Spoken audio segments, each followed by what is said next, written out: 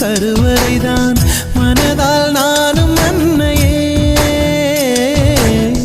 மறவேன் என்று முன்னையே நான் பாலைவனத்தில் விதை போல் நீ பருவம் தந்த மழை போல் என் காதல் செடியில் பூவும் பூத்ததே உன் விழி திறந்திருந்தால் விடியலி தேவையில்லை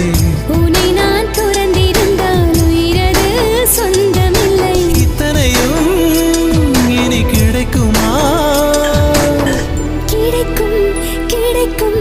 நான் கூட சொல்கிறேன் அழகே பிரம்மனிடம் மனு கொடுக்க போயிருந்தேன் நீ என் மனைவியாக